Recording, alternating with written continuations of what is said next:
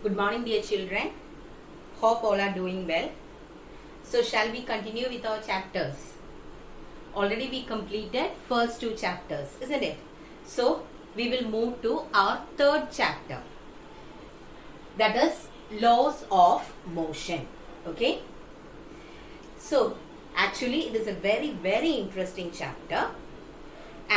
But the thing is, it is a lengthy chapter. Okay, we have many subdivisions in it, but don't think that it is a very difficult one. It is a very interesting chapter. Okay, so today we will be discussing about section A of this chapter. In section A, it is actually deals with the term force. Okay, force is an important term in physics. I think you have learned about force. What is the definition for force? Or how can you define force? So in simple words, a push or a pull can be called as a force, isn't it? So if you are moving a body, if you want to move a body, you should apply force on it, isn't it? Then if that body is moving away from you, you can call it as push. By applying force, if the body is coming towards you, you can call it as pull, isn't it? So here, if I am moving this, by applying force, here the body is moving away from me. That means it is a push. Then by applying force, this body is coming towards me. That is pull. So what is force? It is a push or a pull. So that is a simple definition for force. Now we need more standard definition. Okay. So we are going to get a standard definition for force. Okay.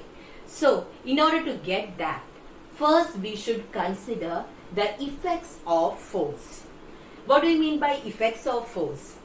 By applying force, what all changes can be brought on a body? That can be considered as the effects of force. So, by applying force on a body, what all changes can be made on that? What are the effects? First one, a force can change the state of a body. Okay, the first point is force can change the state. So already we learned that there are only two states for a body. Which are they? A body will be either in the state of rest or in the state of motion, isn't it? So by applying force, we can either change this, that is, we can change the state of a body from rest to movement, or a moving body can be brought to rest. Okay, so that is the first effect of force. By applying force on a body, we can change the state of that body. For example, a football on the ground. So if you give a kick on it, what happens? The ball will move, isn't it? So at first, what was the state of the ball? A ball was kept on the ground. So the state of the ball was rest. By applying force or by kicking it, what happens? The ball moves. That means by applying force, the state of the body changed from rest to motion. We can consider the reverse one also. Consider a fielder taking a catch. So actually the ball was moving, and when the fielder takes the catch, what happens? The state of the ball changed. That is from motion to rest, isn't it? So I think it is clear. By applying force, we can change the state of a body. That is, we can create motion on a body at rest, and we can, what happens? We can make a body to, a moving body can be made to be a stationary one. Okay. Now, we will move to the second one. By applying force, we can change the speed of a body. That is another effect of force. So what is that? How can we change the speed of a body? Suppose you are considering a ball rolling on the ground. If I exert force in the direction of motion of the ball, what happens? What happens to the speed of the ball? It increases, isn't it? Another example, when you are pedaling the cycle, what happens to the speed of the cycle? It increases. So by applying force, we can increase the speed of a body. Now, same thing, by applying force, we can decrease the speed also. You are riding a bicycle, and if you apply the brake, what happens? What happens to the speed of the bicycle?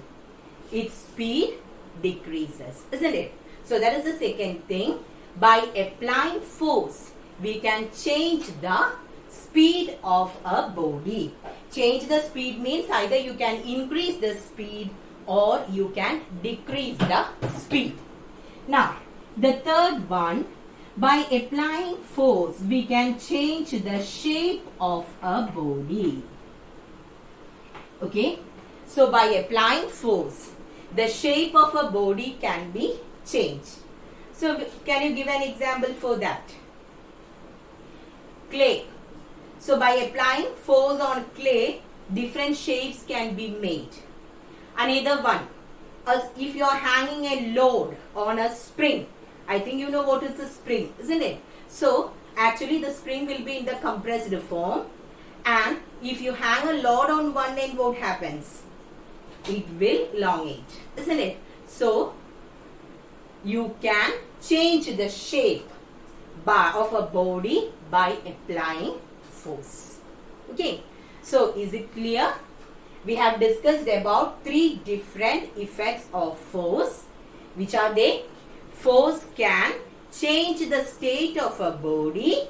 Force can change the speed of a body. Force can change the shape of a body. Okay. Now, keeping all these things in mind, we are going to make a new definition for force. Okay. So, force is a physical cause which can either change the speed, state or shape of a body. Okay. So, keeping all these effects, we can make a new definition for force. What is that? Force is a physical cause. Okay, this is a cause which can change the state, speed or shape or size of a body. So, is it clear about force? So, first, I told you we already learned the basic definition for force, that is a push or pull is a force. Then, again what? We are going to get a new definition for force. For that, we were discussing the effects or what all changes force can bring on a body. So, we learned that force can change the state of a body, force can change the speed of a body, and force can change the size or shape of a body. By keeping all these points in mind, we are making a new definition. And what is that? Force is a physical cause which can either change the state, speed or size or shape of a body. Clear? Now we will move to the differences between rigid and non-rigid body. Okay? Rigid and non-rigid body. Have you heard about rigid body and non-rigid body? What is the difference? Rigid, hard. Non-rigid means not much hard. So in physics, how can you define rigid and non-rigid body? So, when you are applying force on a body, and that force can just change the state of the body, if it cannot change the dimensions of the body, we will call it as a rigid body. Okay. So, by applying force on a body, if only the state of the body changes, that is, a moving body can come to rest and a stationary body can move, then we will call that body as a rigid body.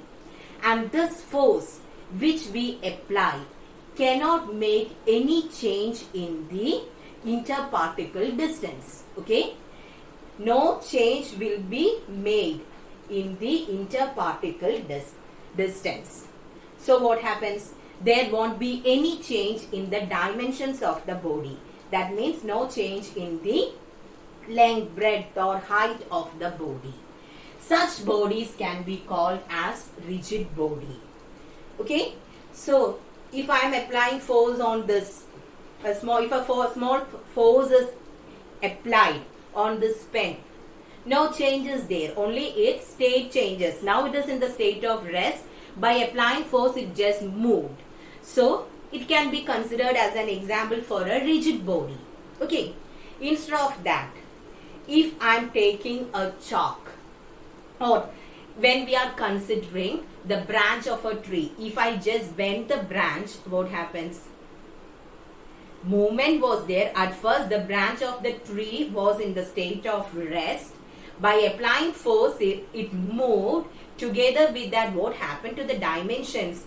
Actually, it was in a straight position. Now, by applying force, it bends. Okay, so such bodies can be called as non-rigid bodies. That means, by applying force, if the state as well as dimensions of a body change, we will call it as a non-rigid body. Okay, so I hope it's clear. Bodies can be classified into rigid bodies as well as non-rigid bodies. By applying force on a body, if there is change only in the state of the body, we will call it as a rigid body. For example, a rock or a desk or something, it is rigid or hard. When you apply force, it just moves, but there won't be any change in the dimensions of that body. Now, by applying force, if the state as well as dimensions of a body change, we will call it as a non-rigid body. Example, bending the branch of a tree. At first, it was in the state of rest. By applying force, it moved, and what happens to the dimension? It also changed. So it's an example for a non-rigid body. Next is about the types of forces. Force can be broadly classified into two: contact force and non-contact force. Okay, so based on its application, force can be classified into two. What are they? Contact forces and non-contact forces. I think from the name itself it is clear. What do you mean by a contact force? A force which acts only with direct physical contact can be called as a contact force. Okay? Forces which act only under direct physical contact can be called as contact forces. And the forces which can act even without direct contact or direct physical contact, we will call it as non-contact force. Clear? So once again, based on point of view of its application, force can be classified into two: contact force and non-contact force. Forces which act by direct physical contact can be called as contact forces, and the forces which act without direct physical contact can be called as non-contact forces. Now we are going to study in detail about some of the contact forces as well as some of the non-contact forces. Okay, so first we will consider about contact forces. We have many examples for contact forces. So we are going to learn about 5 different contact forces today. Okay. So the first one is frictional force. And I am sure that we have already learned about frictional force and friction, isn't it? So what is frictional force? When will it act? Do you remember? When a body moves or rolls over another body, a force acts in the opposite direction in order to stop that body. And this force can be considered as the frictional force. Okay. So when a body rolls over another body, a force acts in the opposite direction in order to stop it. And it is the frictional force. So let this be the surface. I am considering a ball here. Okay. Now, by exerting a force, the ball will be rolling in this direction. And after some time, what happens? It reaches here and it stops. Did I apply any force to stop the body? No. So actually what happened? The ball was moving with the force which I exerted, and at the same time this surface was exerting a force in the opposite direction. And due to this force, the ball stops. And this force is known as the frictional force. So here I have the pen on my hand. So now it is in the state of rest. I applied a force. Okay. So when I applied a force, what happened? The pen rolled. Isn't it? Then did I apply any force to stop this pen? No. So what happened here? The palm exerted a force in the opposite direction in order to stop the pen. And that force is the frictional force. So is it clear? When a body rolls over another body, a force acts in the opposite direction in order to stop it. And this force can be called as the frictional force. Now we will move to the second contact force, that is normal reaction force. Okay, it's known as normal reaction force. So now I am keeping this pen on my hand, and can you tell me which are the forces acting on this? So in all the cases we know that weight of the body will be acting in the downward direction. Weight or the gravitational force, isn't it? Due to Earth's gravitational pull, each and every object will be moving in the downward direction, isn't it? So when I keep this marker on my hand, the weight of this marker is acting in the downward direction, or we can say that the gravitational force or the weight is acting in the downward direction. Now, is this the only force acting on this marker?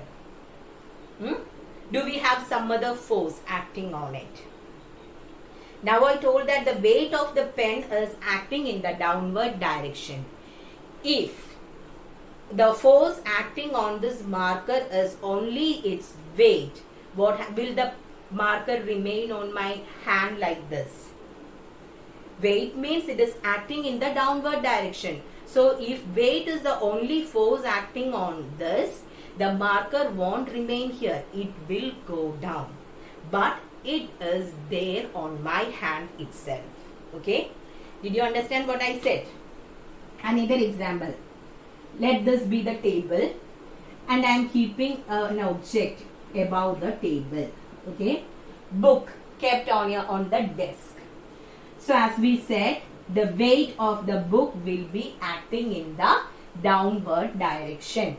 If the only force acting here is weight, the book won't remain there. It will break the desk and it will go, because weight is acting in the downward direction. When you are pulling something downwards, or if a force is acting in the downward direction, the body should go down. But the body remains in the desk. The book remains in the desk itself. That means there is another force which acts in the opposite direction in order to balance this, isn't it? So, if only weight is there, the ball or the book won't remain there, it will go down. But here the book remains stationary on the desk. That means there is a force which acts in the upward direction in order to what? Or which acts in the upward direction so that both the forces gets cancel each other. And this force can be called as the normal reaction force. So is it clear? When you are keeping a book on a desk, the weight of the book will be acting in the downward direction, and at the same time the surface of the desk will exert a force in the upward direction on the book, and that force is known as normal reaction force. So is it clear? So when I hold this marker on my hand, weight of the marker is acting in the downward direction, and at the same time my hand is exerting a force in the upward direction in order to balance this. Since both these forces are equal and opposite, the marker remains in my hand. Same thing with the book. If a book is kept on the desk, weight of the book is acting in the downward direction, and at the same time the desk will be exerting a force in the upward direction in order to balance that. Since both these forces are equal and opposite, the book remains stationary on the desk. Okay. Now we will move to the third type. Okay. That is tension force. It's known as tension force. When you consider a body hanging on or hang on a thread, okay, so here this represents a rigid support. From here we are hanging a ball, okay. A ball is hung using a thread from a rigid support. Now, which are the forces acting on this ball? Naturally, the weight, isn't it? So, the weight of the ball is acting in the downward direction. And if the weight is the only force acting on the ball, what happens? The ball will break this thread and it will go down. But it remains stationary. That means there is a force which acts in the upward direction in order to balance the weight. And who was exerting that? That is exerted by the thread. And this force is known as the tension force. Okay. So once again, when you are hanging a body on a thread, the weight of the body will be acting in the downward direction. If the weight of the body is the only force acting on it, it will break the thread and it will go down. But it remains stationary. That means there is a force exerted by the thread in the upward direction in order to balance the weight. And that force can be called as the tension force. So is it clear? So we were discussing about the contact forces. Based on the application, forces can be classified as contact or non-contact. Contact means which acts under direct physical contact. Now, we have discussed about frictional force, normal reaction force and a tension force. So children, no need to write the lecture note. I need just the question answers. Okay. So I'll tell you which all question answers you have to write. Thank you.